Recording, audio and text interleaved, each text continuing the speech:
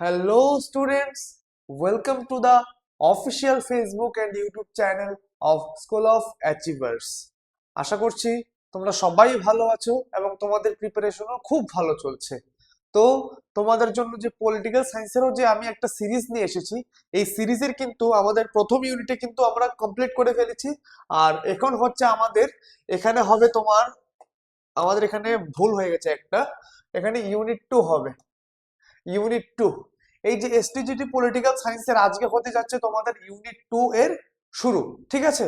তো আজকে আমরা ইউনিট 2 থেকে যে দুইটা প্রথম টপিক রয়েছে, power sharing and federalism, very very important question. এখান থেকে তোমরা শুধু দুইটা টপিক থেকে তোমরা মিনিমাম 3টে থেকে 4টে কোয়েশ্চেন তোমরা পাবে, এটা গ্যারান্টি, আমার গ্যারান্টি এটা। তার জন্য আমি তোমাদের জন্য এই দুইটা টপিক থেকে মোস্ট খুবই বাছাই করা, আনলে কিন্তু আমি 50টা 60টা আনতে পারতাম, কিন্তু ইউটিউবে অনেকগুলা চ্যানেলে এগুলা করাচ্ছে, আমি এতগুলা করাতে চাই না। মোস্ট ইম্পর্টেন্ট বাছাই করা কিছু কোয়েশ্চেন, সব থেকে একদম ইম্পর্টেন্ট কোয়েশ্চেন গুলো আমি তোমাদের জন্য কিন্তু নিয়ে এসেছি। দেখো, তাহলে আজকের ক্লাসটা আমরা শুরু করি। দেখো, প্রথম প্রশ্ন আজকের কি দিয়েছে দেখো, গণতন্ত্রে ক্ষমতা ভাগাভাগি বলতে প্রধানত কি বোঝায়? ক্ষমতার সম্পূর্ণ কেন্দ্রীকরণ, ক্ষমতার একক কর্তৃক, ক্ষমতার বিভিন্ন স্তর ও গোষ্ঠীর মধ্যে বন্টন, নাকি কেবল নির্বাচন পরিচালনার ক্ষমতা? কোনটা হবে বলো, কোনটা হবে? গণতন্ত্রের ক্ষমতা ভাগাভাগি বলতে কি বোঝায়? আশা করি সবাই বুঝতেই পারছো, কি হবে বলো? বলছে কি ক্ষমতার ভাগাভাগি মানে ক্ষমতাকে ভাগ করে দেওয়া, ঠিক আছে? তাহলে অপশন নম্বর কি হবে? সি হবে, ইজ দা এটার রাইট আনসার, ঠিক আছে? ক্ষমতার বিভিন্ন স্তর বা এই যে গোষ্ঠীর মধ্যে বন্টন, এই যে বন্টন মানে কি ভাগ করে দেওয়া, ঠিক আছে? আনসার কিন্তু আমরা কোয়েশ্চেন পরেই কিন্তু বুঝতে পারছি, ঠিক আছে? তাহলে option number C is the right answer, ক্ষমতার বিভিন্ন স্তর ও গোষ্ঠীর মধ্যে বন্টন, ঠিক আছে? এটা হবে এটার সঠিক উত্তর। চলো তাড়াতাড়ি করার চেষ্টা করি আমরা। চলো দেখো, নেক্সট কি বলেছে, ক্ষমতা ভাগাভাগির অন্যতম গুরুত্বপূর্ণ যুক্তি কোনটি? একদলীয় শাসনকে শক্তিশালী করা, রাজনৈতিক স্থিতিশীলতা ও সংঘাত কমানো, সেনাবাহিনীকে প্রশাসনের নিয়ন্ত্রণ দেওয়া, নাকি বিরোধী দলকে দুর্বল করা? কোনটা হবে এটা সঠিক উত্তর বলো তাড়াতাড়ি, কোনটা হবে?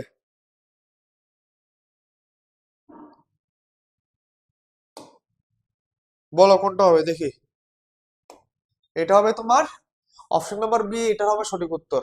রাজনৈতিক স্থিতিশীলতা ও সংঘাত কমানো, ক্ষমতা ভাগাভাগির অন্যতম গুরুত্বপূর্ণ যুক্তি কি? রাজনৈতিক স্থিতিশীলতা। যখন তুমি এই যে মনে করো যে ক্ষমতা যদি তোমার একজনের কাছে না থেকে তুমি যদি ক্ষমতাটাকে ডিভাইড করে দাও বিভিন্ন স্তরের মধ্যে, তাহলে কি হয়, এই যে রাজনৈতিক মানে রাজনীতির মধ্যে কি থাকে, স্থিতিশীলতা বজায় থাকে। আর যখন স্থিতিশীলতা বজায় থাকবে তখন কি হবে, সংঘাত বা কোনো বিদ্রোহ হবে না, ঠিক আছে? চলো তাহলে অপশন নাম্বার বি হবে এটা সঠিক উত্তর। চলো নেক্সট কোয়েশ্চেন কি বলেছে দেখি, ক্ষমতা ভাগাভাগি ব্যবস্থা না থাকলে সাধারণত কোন পরিস্থিতি তৈরি হয়? কি তৈরি হবে?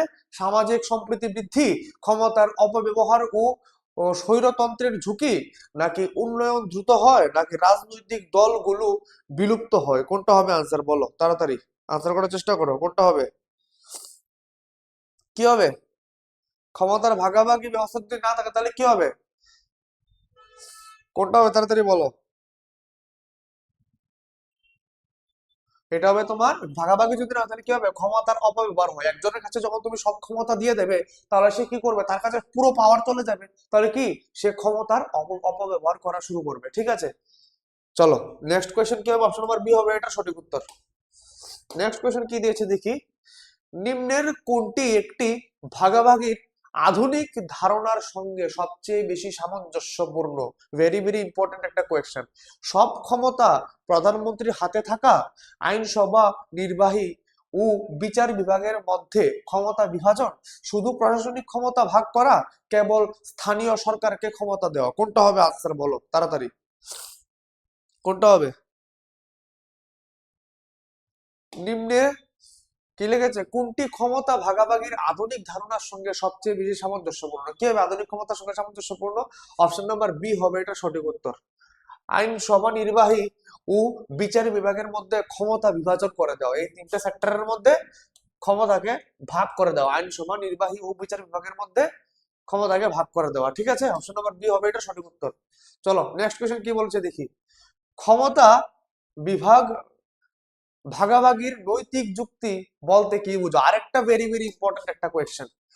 ক্ষমতা ভাগাভাগির নৈতিক যুক্তি বলতে কি বুঝো? ক্ষমতা ভাগ করলে রাজস্ব বাড়ে, ক্ষমতা ভাগ করলে জনগণের অংশগ্রহণ নিশ্চিত হয়, ক্ষমতা ভাগ করলে কেন্দ্র দুর্বল হয়, ক্ষমতা ভাগ করলে নির্বাচন বন্ধ করা যায়। কি হবে বলো তাড়াতাড়ি, কি হবে? কোনটা নৈতিক যুক্তি বলো? এটা হবে তোমার ক্ষমতা ভাগ করলে জনগণের অংশগ্রহণ নিশ্চিত হয়। মানে ক্ষমতা যদি তুমি বিভিন্ন জায়গার মধ্যে মানে ডিভাইড করে দাও, তাহলে কি হবে? জনগণ অনায়াসেই সব সব জায়গায় কিন্তু কি করতে পারবে, জনগণের হাতেও কিন্তু কিছু ক্ষমতা চলে আসবে এবং জনগণের অবাধ যে অংশগ্রহণ সেটা কিন্তু বজায় থাকবে। ঠিক আছে, অপশন নাম্বার বি এটা হবে সঠিক উত্তর। যারা যারা বি আনসার করেছো সবাই কিন্তু সঠিক। দেখো নেক্সট কোয়েশ্চেন কি বলেছে দেখি। নেক্সট কোয়েশ্চেন বলেছে দেখো, ক্ষমতা ভাগাভাগি ব্যবস্থা গণতন্ত্রে কেন অপরিহার্য? সাধারণত এতে একদলীয় শাসন স্থায়ী হয়, কারণ এতে সংখ্যাগরিষ্ঠের একচেটিয়া আধিপত্য কমে, কারণ এতে বিরোধী দল নিষিদ্ধ করা যায়, কারণ এতে নাগরিক অধিকার সীমিত হয়। কি হবে আনসার বলো তাড়াতাড়ি, কি হবে বলো? কোনটা হবে? ক্ষমতা ভাগাভাগি ব্যবস্থা গণতন্ত্রে কেন অপরিহার্য? কি হবে এটা সঠিক উত্তর? কোনটা হবে সঠিক উত্তর? হবে এই যে অপশন নাম্বার বি। এতে সংখ্যাগরিষ্ঠ একচেটিয়া আধিপত্য কমে। ক্ষমতা এই যে একচেটিয়া বলতে কি, ইকোনমিক্স এর মধ্যে তোমরা কিন্তু একটা মার্কেটের মধ্যে বা বাজারের মধ্যে তোমরা কিন্তু পড়েছো একচেটিয়া বাজার। এই একচেটিয়া বাজার মানে কি, যেখানে যে বিক্রেতা বিক্রেতা কিন্তু ওই দ্রব্যের দাম পুরোটা নির্ধারণ করবে। ঠিক আছে, মানে এটা পুরোপুরি দায়ী পাওয়ারটা কার কাছে? বিক্রেতার কাছে। ক্রেতারা কোনো কিছু করতে পারবে না, বিক্রেতা যত বলবে তত দামই কিন্তু তাকে কিনতে হবে।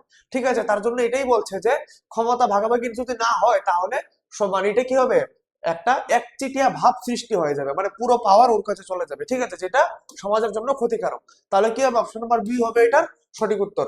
নেক্সট কোশ্চেন দেখো কি বলেছে। হরাইজন্টাল ডিস্ট্রিবিউশন অফ পাওয়ার বলতে কি বোঝায়? ভেরি ভেরি ইম্পর্টেন্ট একটা কোয়েশ্চেন, তুমি স্টার মার্ক দিয়ে রাখো। কি বলেছে এটা? অপশন কি দিয়েছে? কেন্দ্র ও রাজ্যের মধ্যে ক্ষমতা ভাগ, সরকার ও বেসরকারি প্রতিষ্ঠানের মধ্যে ক্ষমতা ভাগ, একই স্তরে বিভিন্ন অঙ্গের মধ্যে ক্ষমতা ভাগ, বিভিন্ন ধর্মীয় গোষ্ঠীর মধ্যে ক্ষমতা ভাগ। কোনটা হবে বলো? কোনটা হবে তাড়াতাড়ি বলার চেষ্টা করো, তাড়াতাড়ি।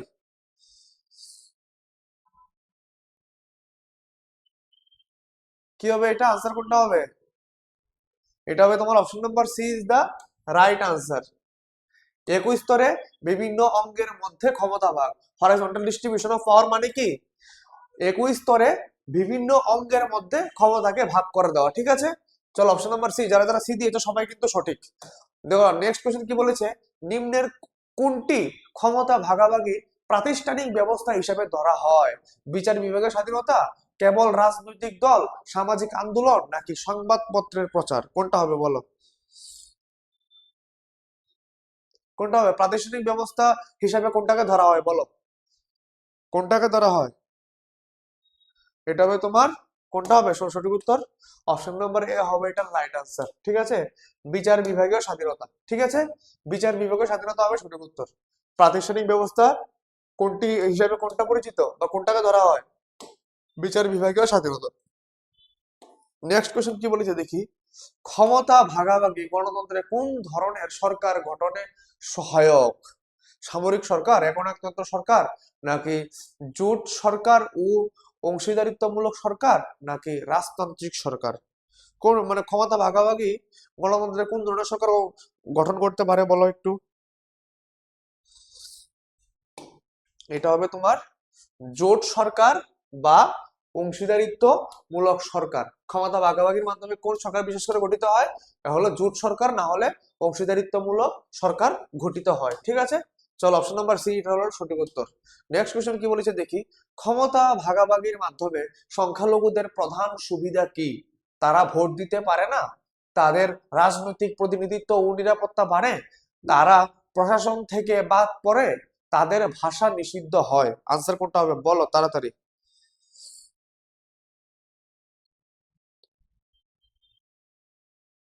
কি হবে এটা সঠিক উত্তর? তাড়াতাড়ি আনসার করার চেষ্টা করো। আনসারটা হবে এটার অপশন নাম্বার বি, এটার সঠিক উত্তর। তাদের রাজনৈতিক প্রতিনিধিত্ব ও নিরাপত্তা বাড়ে। তাদের কি বাড়ে? তাদের রাজনৈতিক প্রতিনিধিত্ব ও নিরাপত্তা বেড়ে যায়। কার? ক্ষমতা ভাগাভাগির মাধ্যমে। কাদের বাড়ে? সংখ্যালঘুদের। ঠিক আছে, তোমরা কিন্তু দেখে নেবে। অপশন নাম্বার বি এটার হবে সঠিক উত্তর। চলো আবার নেক্সট কোয়েশ্চেন কি বলেছে দেখি। কমিউনিটি গভর্নমেন্ট, এটার কি বলেছে ধারণাটি মূলত কোন ধরনের ক্ষমতা ভাগাভাগির উদাহরণ? ভেরি ভেরি ইম্পর্টেন্ট আরেকটা কোয়েশ্চেন, এটাকেও স্টার মার্ক তুমি দিয়ে রাখতে পারো। বলেছে কি অপশনে প্রশাসনিক কেন্দ্রীয়করণ, নাকি বিভিন্ন সামাজিক গোষ্ঠীর মধ্যে ক্ষমতা ভাগ, নাকি সেনাবাহিনীর ক্ষমতা বৃদ্ধি, নাকি রাজস্ব বিভাগীয় নিয়ন্ত্রণ? কি হবে বলো তাড়াতাড়ি, কি হবে তাড়াতাড়ি বলার চেষ্টা করো। এটা হবে কি কমিউনিটি গভর্নমেন্টে কি হবে? এটা হবে বিভিন্ন সামাজিক গোষ্ঠীর মধ্যে ক্ষমতা ভাগ। অপশন নাম্বার বি এটার হবে সঠিক উত্তর। কমিউনিটি গভর্নমেন্ট বলতে বিভিন্ন সামাজিক গোষ্ঠীর মধ্যে কি করা? ক্ষমতাকে ভাগ করে দেওয়া। ঠিক আছে, চলো next question, option number B এটা সঠিক উত্তর। ক্ষমতা ভাগাভাগির অনুপস্থিতিতে সবচেয়ে বেশি ক্ষতিগ্রস্ত হয় কে? রাজনৈতিক দল, শাসক গোষ্ঠী, সাধারণ জনগণ ও গণতান্ত্রিক প্রতিষ্ঠান, নাকি বিদেশি বিনিয়োগ? কোনটা হবে বলো? কি হবে বলো? কে বেশি ক্ষতিগ্রস্ত হয়? এটা হবে তোমার সাধারণ জনগণ ও গণতান্ত্রিক প্রতিষ্ঠান। ঠিক আছে, এটা হবে এটা সঠিক উত্তর অপশন নাম্বার সি। ঠিক আছে, চলো নেক্সট কোয়েশ্চেন দেখি আমাদের আরেকটা কি বলেছে আজকে। ফেডারেলিজম বলতে প্রধানত কি বোঝায়? ভেরি ভেরি আরেকটা ইম্পর্টেন্ট কোয়েশ্চেন। ফেডারেলিজম বলতে কি বোঝায়? একক কেন্দ্রীয় শাসন ব্যবস্থা, নাকি ক্ষমতার বিকেন্দ্রীকরণ ছাড়াই শাসন, একাধিক স্তরের সরকারের মধ্যে সাংবিধানিক ক্ষমতা বন্টন, নাকি সামরিক শাসন ব্যবস্থা? কোনটা হবে বলো? ফেডারেলিজম বলতে কি প্রধানত কি বোঝায়? ভেরি ভেরি ইম্পর্টেন্ট একটা কোয়েশ্চেন কিন্তু। ফেডারেলিজম বলতে কি বোঝায়? এটা হবে তোমার অপশন নাম্বার কোনটা সঠিক? সি হবে এটার সঠিক উত্তর। একাধিক স্তরে সরকারের মধ্যে সাংবিধানিক ক্ষমতাকে বন্টন করে দেওয়া। ঠিক আছে, এটা হলো ফেডারেলিজমের মূল অর্থ। ঠিক আছে, চলো নেক্সট কোয়েশ্চেন থেকে অপশন নাম্বার সি এটার হবে সঠিক উত্তর। নেক্সট কোয়েশ্চেন কি বলেছে দেখি। ভারতীয় সংবিধানে ফেডারেল কাঠামোর সবচেয়ে গুরুত্বপূর্ণ বৈশিষ্ট্য কোনটি? একদলীয় শাসন, নাকি ক্ষমতার তিনটি তালিকা, নাকি প্রেসিডেন্টের সর্বময় ক্ষমতা, নাকি কেবল রাজ্যসভা থাকা? কোনটা হবে আনসার বলো? কোনটা হবে আনসার? তাড়াতাড়ি বলার চেষ্টা করো। ভারতীয় সংবিধানে ফেডারেল কাঠামোর সবচেয়ে গুরুত্বপূর্ণ বৈশিষ্ট্য কোনটি? নিচের কোনটি বলো?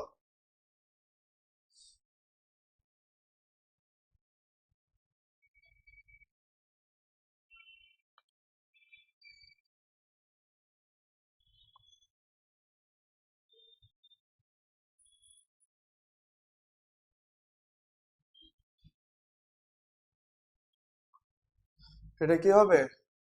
এটা হবে তোমার অপশন নাম্বার বি হবে এটার সঠিক উত্তর। ক্ষমতার তিনটি তালিকা। ভারতীয় সংবিধানে ফেডারেল কাঠামোর সবচেয়ে গুরুত্বপূর্ণ বৈশিষ্ট্য কোনটি? এটা হলো ক্ষমতার তিনটি তালিকা। এটা হলো অন্যতম একটা গুরুত্বপূর্ণ বৈশিষ্ট্য। কি কি? ইউনিয়ন, স্টেট, আর হলো কনকারেন্ট। ঠিক আছে, নেক্সট কোয়েশ্চেন দেখো, অপশন নাম্বার বি এটা সঠিক উত্তর। নেক্সট কোয়েশ্চেন কি বলেছে দেখো। ইউনিটারি ফিচার্স থাকা সত্ত্বেও ভারতকে কেন ফেডারেল রাষ্ট্র বলা হয়? কারণ রাজ্যগুলোর কোনো ক্ষমতা নেই, কারণ সংবিধানে কেন্দ্র রাজ্যের ক্ষমতা ভাগ করা হয়েছে, কারণ বিচার বিভাগ নেই, কারণ স্থানীয় সরকার নেই। কোনটা হবে বলো? এটা কি হবে সঠিক উত্তর? কোনটা হবে? ইউনিটারি ফিচার্স থাকা সত্ত্বেও ভারতকে কেন ফেডারেল রাষ্ট্র বলা হয়? এটা হবে তোমার অপশন নাম্বার বি হবে এটার সঠিক উত্তর। ঠিক আছে, কারণ সংবিধানে কেন্দ্র রাজ্যের ক্ষমতা ভাগ করা হয়েছে। ঠিক আছে, কি হবে? কারণ সংবিধানে কেন্দ্র ও রাজ্যের ক্ষমতাকে ভাগ করা হয়েছে, তার জন্য ভারতকে কি হয়? ফেডারেল রাষ্ট্র বলা হয়। ঠিক আছে, চলো নেক্সট কোয়েশ্চন দেখো কি বলা হয়েছে দেখি।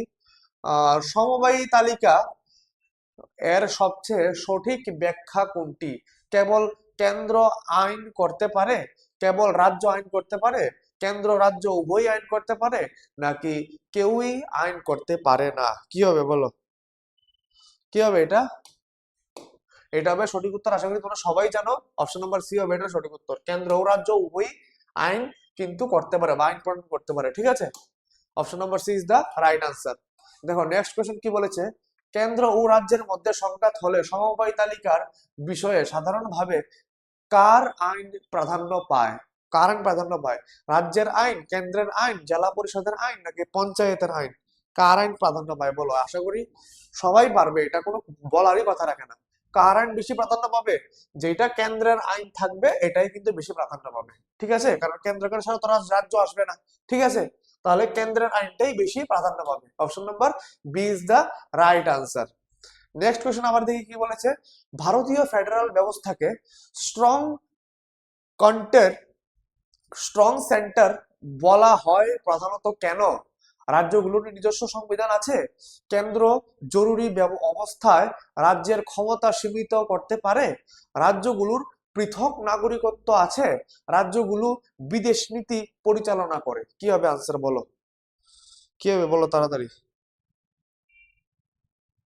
এটা হবে, কোনটা হবে আনসার? আনসার হবে কেন্দ্র জরুরি অবস্থায় রাজ্যের ক্ষমতাকে সীমিত করতে পারে বা রাষ্ট্রপতি শাসনও কিন্তু লাগাতে পারে, ঠিক আছে। মানে কেন্দ্র যদি মনে করে যে তোমার কাছ থেকে কোন পাওয়ারটা নিয়ে যাবে রাজ্যের কাছ থেকে, তাহলে কেন্দ্র কিন্তু সেটার ক্ষমতা রয়েছে, ঠিক আছে। অপশন নাম্বার বি হবে এটার সঠিক উত্তর। চলো নেক্সট কোয়েশ্চেন দেখি কি বলা যায় আজকে আমাদের।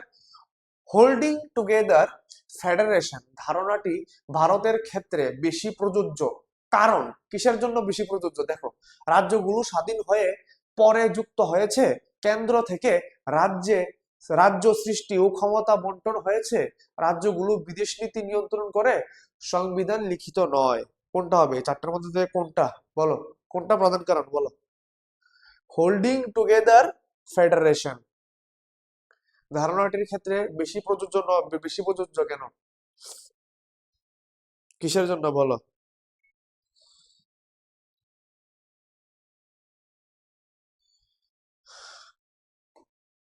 এটা কারণ কি হবে? এটা হবে তোমার অপশন নাম্বার বি হবে এটা সঠিক উত্তর। কেন্দ্র থেকে রাজ্য সৃষ্টি ও ক্ষমতা বন্টন হয়েছে। কেন্দ্র থেকে কিন্তু ক্ষমতা রাজ্যের সৃষ্টিও হয়েছে এবং কেন্দ্র থেকে কিন্তু রাজ্যের সমস্ত ক্ষমতা বন্টিত করে দেওয়া হয়েছে, ঠিক আছে।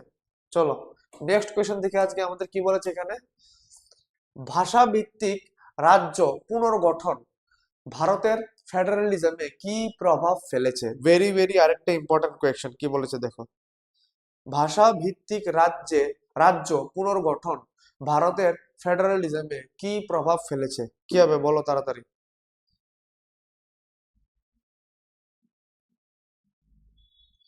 কি হবে বলো?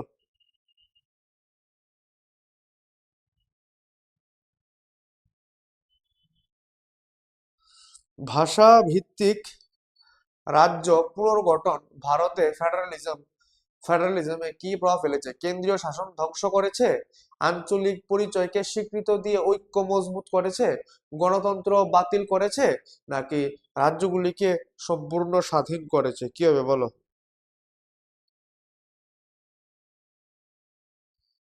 কি হবে বলো তাড়াতাড়ি? আশা করার চেষ্টা করো তাড়াতাড়ি।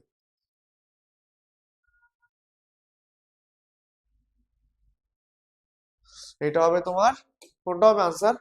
Option number B is the right answer. আঞ্চলিক পরিচয়কে স্বীকৃত দিয়ে ঐক্যকে মজবুত করেছে, ঠিক আছে। অপশন নাম্বার কি হবে? ভাষাভিত্তিক রাজ্য পুনর্গঠনের একটা ভারতের ফেডারেলিজমের কি প্রভাব ফেলে এটার মধ্যে? আঞ্চলিক পরিচয়কে স্বীকৃত দিয়ে তাদের যে ঐক্যতাটা, ইউনিটিটাকে আরো মজবুত করার চেষ্টা করেছে, ঠিক আছে। চলো আজকের লাস্ট কোয়েশ্চেন কি বলেছে দেখি, কম্পারেটিভ ফেডারেলিজম বলতে কি বুঝো? ভেরি ভেরি আরেকটা important question, very very important question. কি বলেছে, কেন্দ্র ও রাজ্যের মধ্যে সংঘাত স্থায়ী করা, কেন্দ্র রাজ্য একসাথে সহযোগিতার মাধ্যমে শাসন পরিচালনা, নাকি রাজ্যগুলোর স্বাধীন পররাষ্ট্রনীতি, কেন্দ্রীয় সরকারের একচেটিয়া আধিপত্য? কোনটা হবে বলো তাড়াতাড়ি?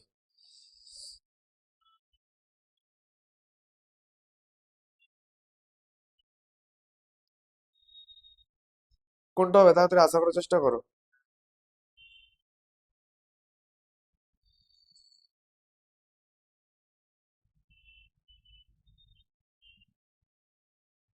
এটা হবে তোমার option number B is the right answer.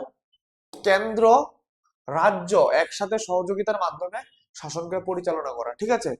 কেন্দ্রের কাছে যেরকম শাসন কার্য একটা মানে পরিচালনার মতো একটা ক্ষমতা থাকে, সেরকম ভাবে রাজ্যের কাছেও কিন্তু শাসন কার্য পরিচালনার জন্য কেন্দ্র কিন্তু কিছু ক্ষমতা দিয়ে রাখে, ঠিক আছে? তো দুজনে মিলিয়ে কিন্তু শাসন কার্যটাকে মানে পরিচালনা করেন, ঠিক আছে? এটাকেই বলে comparative federalism. Very very important একটা কোয়েশ্চেন, ঠিক আছে? চলো, তাহলে আজকের ক্লাসটা এখানেই থাকলো। আশা করি তোমাদের ক্লাসটা ভালো লেগেছে। যদি ভালো লেগে থাকে, do follow, share and subscribe and like also, ঠিক আছে? তো তোমাদের আশা করি এইভাবে আমি আরো ক্লাস নিয়ে আসবো, তোমরাও পাশে থাকবে, ঠিক আছে? চলো, আজকের জন্য এইটুকুই। ধন্যবাদ।